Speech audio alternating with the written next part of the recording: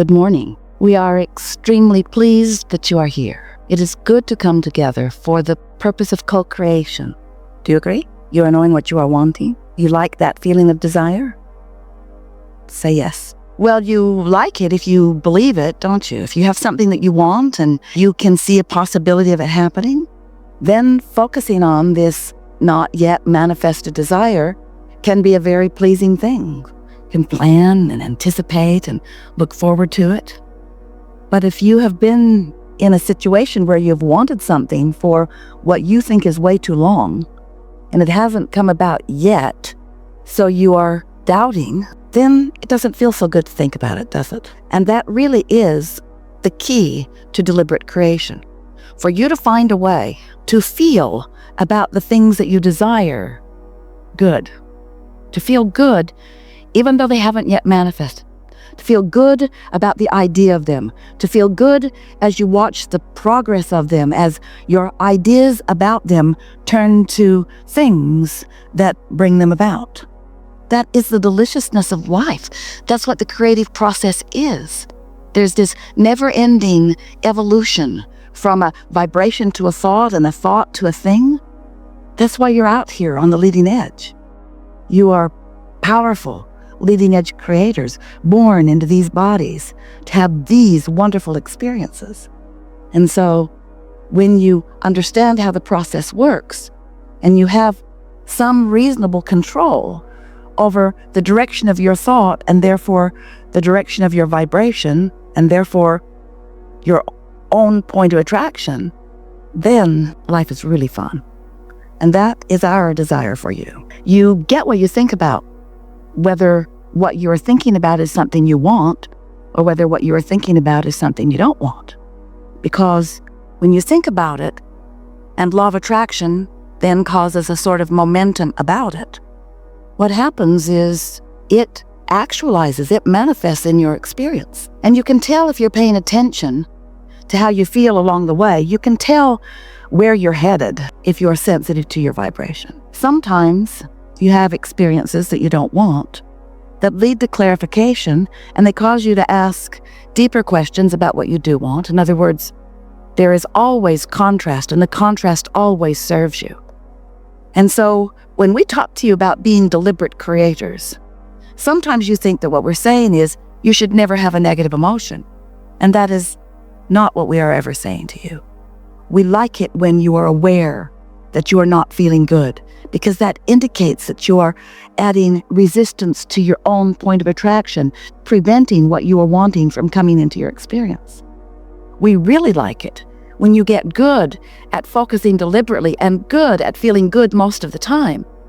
And then when something occurs that gets your attention and you feel that negative emotion because you can tell as it is coming up, whether it's come up often or whether it's something that's just new in your realization, you are aware that you don't want it and you don't like it and you have negative emotion. We really like it when you're there only briefly and you return to that understanding that contrast is necessary for expansion. And so therefore, you're not trying to prevent contrast from your experience. If that were the case, you'd need to go hide out away from everybody. And then you'd be lonely, and that would be contrast too. And so you just can't get away from contrast because you were deliberately born into it in order to help you to identify more every day what you really want. And so we are enjoying explaining to you the laws of the universe. We like helping you to understand that you're a vibration more than anything else. We want you to feel from us our appreciation of your willingness to be in these physical bodies and your willingness to be out here on the leading edge of creation. We also want to remind you that the reason that you want to be out here on the leading edge in this physical body is because this is the juicy part. This is the part where you get to witness good ideas turning into good things. It's nice to love someone. It's nice to feel the feeling of love. But isn't it even more wonderful to be with that person that you are loving and exchanging life experiences? It's nice to think about feelings of prosperity, but don't you really enjoy even more going to that place on the other side of the world that you've always wanted to see? Isn't it fun to take your own pictures of it and have your own experience in it rather than just thinking about what that might be? So manifestation matters. You came for manifestation. We want to help you to feel that the journey happens long before most of you realize that it is happening on your way to what you want. Recently, we had a wonderful conversation with a woman who explained to us that she wanted $100,000 because she wanted to travel. And her question to us and our subsequent discussion about it helped us to explain this in the best way that we've ever explained it to anyone. Because she was waiting for the manifestation of the $100,000 before she could begin her journey. In her mind, her journey would start then. And we wanted her to understand that her journey started long before that money manifested. That money manifesting was just part of the progression of what she is wanting. But the idea of travel came from feeling some boredom about not traveling. That idea of wanting to travel came from seeing wonderful things about others traveling. She had ideas and thoughts about traveling that she'd been putting into her vibrational reality, what we call her vortex of attraction, that place where everything that you want, in the moment that you realize that you want it even a little bit, which is often in the awareness of living the opposite of it. You know what you don't want, you know what you do want. And so this vortex, this non-physical, invisible, you can't see it or hear it or smell it or taste it or touch it, reality has been formulating, and it belongs to you, and it's all your stuff, and your inner being is in there, knowing it and being it and calling you to it. And so as this non-physical part of the journey is underway, often you're not even aware that it's underway. Oh, you knew you sort of kind of wanted something, but you have no idea what you have actually gathered and what law of attraction is enhanced and how big it is and how robust it is and how powerful it is and how accessible by you it is. And so this vibrational reality is growing and growing. It's all part of the journey. You're usually oblivious to it. And then one day, when you're not railing against something, when you're not doing that thing you do that prevents you from being in vibrational alignment with who you are, you get an idea and you think, oh, I would really like to do that. To you, it sometimes feels like that's when your journey began. Oh, I know, I really want something. Well, a lot happened in the journey before you knew that. And now more is going to happen in the journey before the manifestation of the means to accomplish the journey. In other words, we know that you often see money as the means to doing and being and having the things that you want, but it's pretty far down along the journey before the money comes. There's so much that is happening before you allow that into your experience. And that's where you all usually get sidetracked. Because you want the money and you want it now so that you can get on with your journey. And we want it for you too. But we know that you've got to be in the vibrational vicinity of the dollars that you are wanting. We know that you've got to be living the dream even before the dream manifests in your experience. You have to feel prosperous before prosperity can come. You have to feel clarity before confusion can give way to clarity. And that's a thing that feels tricky to you. Esther said it to us many times. Abraham, you're telling me that I'm wanting clarity, but how do I get to clarity from confusion? And we say a little bit at a time. And when you are feeling most clear, that's when you're wanting to give your attention to the idea of clarity, not when you are feeling most confused. When you feel most prosperous, that's when you're wanting to give your attention to prosperity, not when you're feeling most buried by bills. When you are having a good time, that's when you want to give your most attention to how wonderful it is to have friends and how lovely it is to be having a wonderful interchange between them, not when you are feeling lonely. And so we want to help you to realize what your path of least resistance is and how you can utilize the laws of the universe, specifically the law of attraction, and how you can utilize your guidance system, specifically the emotions within you, in order to live the life that you were born to live, but even more, the life that you have figured out that you want to live as you've been moving along through it. You are the creator of your own reality.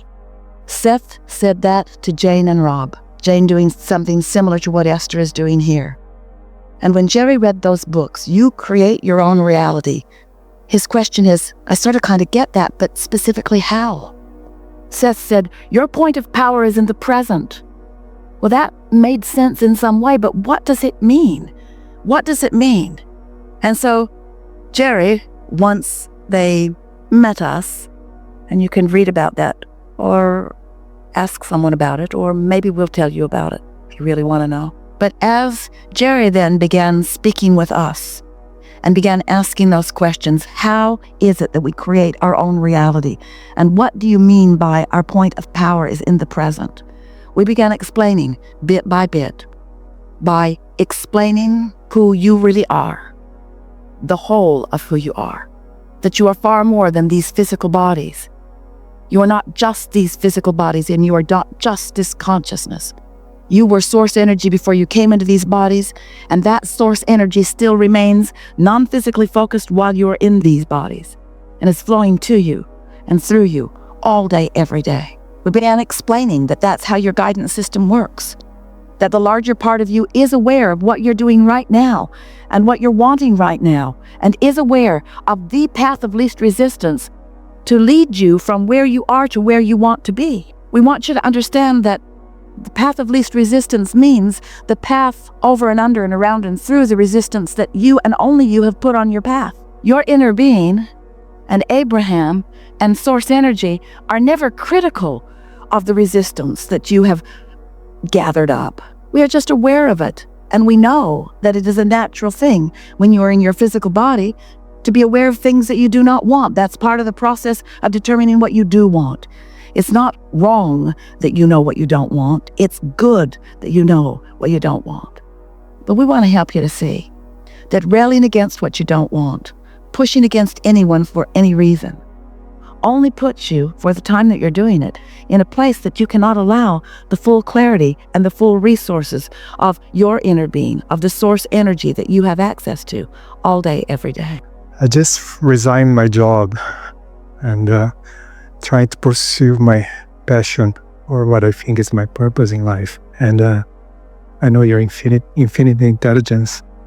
So my question is, now what? We think the word resigned is an interesting word, and we want to call your attention to it because of the benefit of what it means can be to you. I resigned, sort of resignation, meaning I sort of gave up to the pounding forward in the unhappiness that I was living. So I just sort of gave in. I decided to stop the struggle. Yes? Yes. Well, then the now what is really bright if you really have stopped the struggle. Because as you're living and asking and living and asking and living and asking and living and asking, all kinds of things have been lined up for you. And all of those things have been available to you, lots of good ideas and lots of wonderful, good-feeling paths, productive, profitable, good-feeling paths, where you would feel productive in your work and you would feel happy in it and you would feel seen and heard, where you would know that your contribution was of value. All of those things that you've been asking for are all lined up for you. But in your railing against the unpleasantness and the injustice from your point of view of what you were living, you had not relaxed or given in. And so you have a sort of shield or barricade up that keeps you from getting in the receptive mode where the good ideas about what next will come. So the important thing for you to do now, don't let yourself get into a position where you are defending and justifying your reason for leaving. Don't stay in the railing against, pushing against mode that you were in. Resign from that. Resign from all of it in the way that you walked away. Do you know your opportunity, your probability of being in a vibration that will allow your receiving of the next good idea and the next is much more powerful now than it was when you were tangled up in the mess of all of that unfairness that you were living. So what's next is to just enjoy the feeling of resigning. Enjoy the feeling of giving up the battle. Enjoy the feeling of saying, all right, inner being, all right, source energy, all right, universe, I'm yours. Right. I've given it up. Show me the path. And it is our promise to you. Ideas are going to start flowing. And it's going to be a lot of fun. Okay. Thank you. I love you.